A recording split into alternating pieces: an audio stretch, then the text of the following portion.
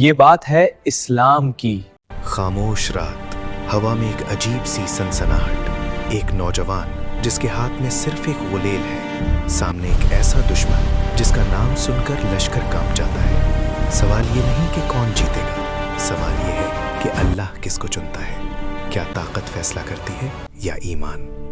یہ کہانی ہے ایک چرواہے کی جو نبی بھی بنا، بادشاہ بھی، اور عدل، عبادت اور طاقت کا ایسا امتزاج بنا جس کی مثال تاریخ میں کم ملتی ہے۔ یہ ہے حضرت داؤد علیہ السلام کا واقعہ۔ اسلامی تاریخ میں بعض شخصیات ایسی ہیں جو بیک وقت کئی عظیم صفات کا مجموعہ ہوتی ہیں۔ حضرت داؤد علیہ السلام نبی بھی ہیں، بادشاہ بھی، مجاہد بھی ہیں اور زاہد بھی۔ قرآن کریم انہیں عدل، شجاعت، توبہ اور اللہ کی خاص قربت کی علامت کے طور پر پیش کرتا ہے۔ ان کی زندگی ہمیں یہ سکھاتی ہے کہ اقتدار امتحان ہے، طاقت ذمہ داری ہے، اور اصل کامیابی اللہ کے سامنے جھک جانے میں ہے۔ آئیے اس غیر معمولی زندگی کے مناظر دیکھتے ہیں۔ بنی اسرائیل، خوف اور جالوت کا سایہ۔ یہ وہ زمانہ ہے جب بنی اسرائیل مسلسل شکست کا شکار ہیں۔ ان کے دشمن فلسطینی لشکر، اور اس لشکر کا سب سے خوفناک نام جالوت۔ جالوت قد آور، جنگ کا ماہر، لوہے میں ڈوبا ہوا جسم۔ اس کے سامنے بڑے بڑے سورما پیچھے ہٹ جاتے ہیں۔ بنی اسرائیل اللہ سے دعا کرتے ہیں، ہمارے لیے ایک بادشاہ مقرر کر دے تاکہ ہم تیرے راستے میں جہاد کریں۔ اللہ طالوت کو بادشاہ بناتا ہے، لیکن مسئلہ یہ ہے طالوت امیر نہیں، نہ شاہی خاندان سے ہے۔ لوگ سوال کرتے ہیں، اللہ جواب دیتا ہے، اصل معیار علم اور جسمانی قوت ہے۔ لشکر روانہ ہوتا ہے، راستے میں ایک امتحان آتا ہے، دریا۔ اکثر لوگ ناکام ہو جاتے ہیں، صرف چند مخلص باقی رہتے ہیں۔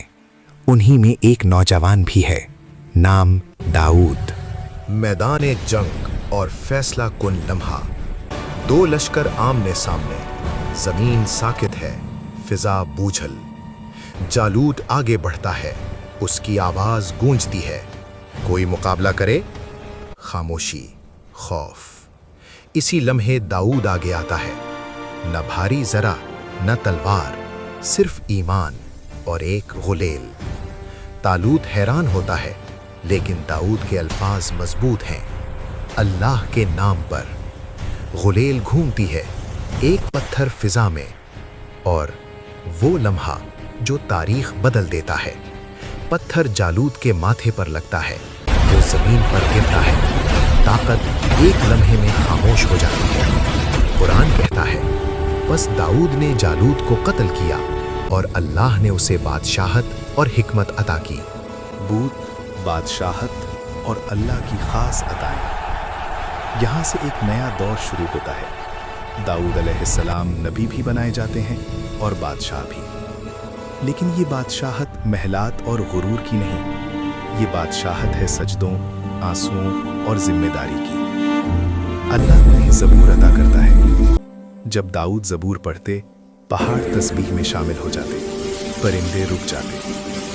یہ آواز صرف الفاظ نہیں تھی، یہ دلوں کو ہلا دینے والی عبادت تھی۔ اللہ ایک اور معجزہ دیتا ہے، لوہا نرم کر دیا جاتا ہے۔ داؤد ہاتھوں سے زریں بناتے، اپنی روزی خود کماتے، اقتدار کے باوجود انکساری۔ یہی تو اللہ کے نبی کی پہچان ہے۔ عدل کا امتحان اور دل کو ہلا دینے والا واقعہ۔ ایک دن داؤد علیہ السلام عبادت میں مصروف ہے۔ اچانک دو آدمی دیوار پھلانگ کر آتے ہیں۔ دل دہل جاتا ہے۔ وہ کہتے ہیں، ڈریے مت، ہم دو فریق ہیں، ہمارے درمیان انصاف کر دیجئے۔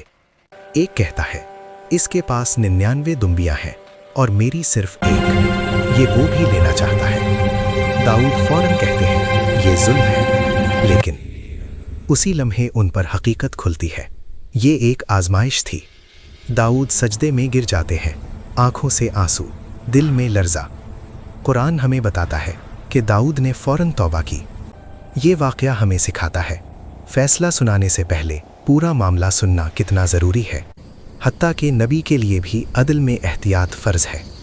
توبہ، قرب الہی اور اللہ کی رضا، یہ وہ لمحہ ہے جہاں داؤد علیہ السلام اپنے رب کے سب سے قریب نظر آتے ہیں۔ طاقت ہے، نبوت ہے، بادشاہت ہے، لیکن دل اللہ کے سامنے جھکا ہوا ہے۔